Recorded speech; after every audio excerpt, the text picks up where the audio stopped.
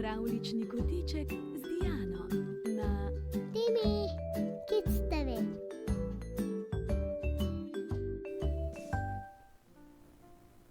Dober večer, otroci. Čas je za pravljico. Danes se na potep podamo z Gosko Nosko, ki dobi očala. Ste že kaj radovedni?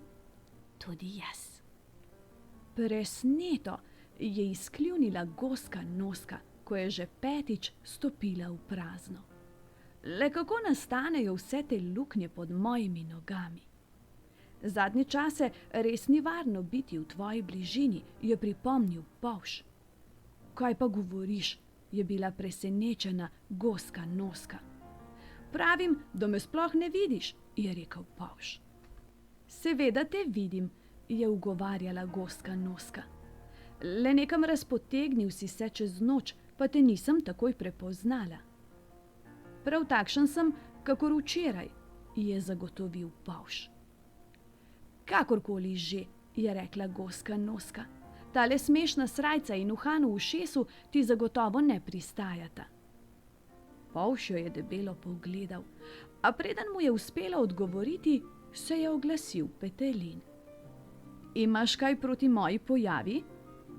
Seveda nič, se je hitro znašla Goska Noska, ki je Petelina nehote zamenjala za Polža.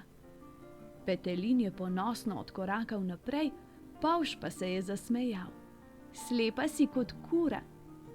Gosko Nosko so Polževe besede ujezile, a ker se ni hotela prepirati, je raje brez besed odšla. V trgovino, kjer so nanjo čakali vse mogoči priboljški. 2 solatna srčka, lonček sezama in vrečko zelenjavne mešanice, je naročila. Golob Bert jo je začudeno pogledal. Lahko ti ponudim samo znamke, pisemske ovojnice ali dopisnice.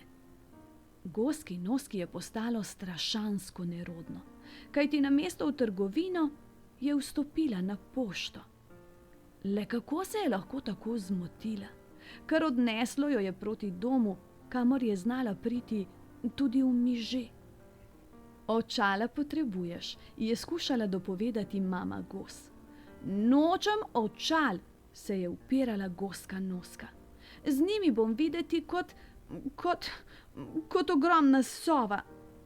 Kakor hočeš, je ni silila mama Gos. A so kmalu tudi drugi opazili, da ne vidi dobro. Pazi, pazi, pazi, so jo opozarjali, kadar se je pojavila v njihovi bližini. Niti metulja, ki je letel proti njej, ni pravočasno opazila. Kaj šele čebele, ose ali komarja. Druge goske so jo zato prenehale vabiti, da bi se igrala z njimi. Hočem bolje videti, je nekega dne vsa objokana pritekla domov. Mama Gos jo je odpeljala k gosjemu zdravniku in ta ji je nemudoma predpisal očala. Takšne bi rada, je pokazala na okrogla očala, obrobljena s sončnimi žarki. Ko si jih je nadela, je svet nenadoma zagledala v povsem drugačni luči. Spet je lahko videla Petelina, Polža, deževnika in celo mravljo, pa metulja, čebelo, oso in komarja. Tudi zamenjevala jih ni več med seboj. Nič več ni stopala v prazno in se spotikala. Od navdušenja, ker se je naenkrat znebila vseh težav, si je začela požvižgavati gosjo himno. Zakaj si pa tako dobre volje? Jo je vprašal Polž. Zdaj vidim čisto drugačen svet, je ponosno izkljunila Goska Noska. Tedaj je Polž opazil, da ima očala. Kakšen pa je ta svet, ga je zanimalo. Zelo jasen in čist, kot bi bil pravkar pomit, mu je odgovorila Goska Noska. Mi jih posodiš za nekaj dni, se je oglasil Petelin, ki se je ravno tedaj vrnil s pohajkovanja. Nikakor, je rekla Goska Noska, niso narejena po tvoji meri. Petelin pa je še kar vztrajal, pa vsaj za en dan, je sitnaril, kajti njegova nečimrnost mu je dopovedovala, da bo tudi on z očali videti tako imenitno, kot je bila z njimi videti Goska Noska. Toda ta ga je zavrnila in se hitro poslovila, saj se ji je mudilo v trgovino.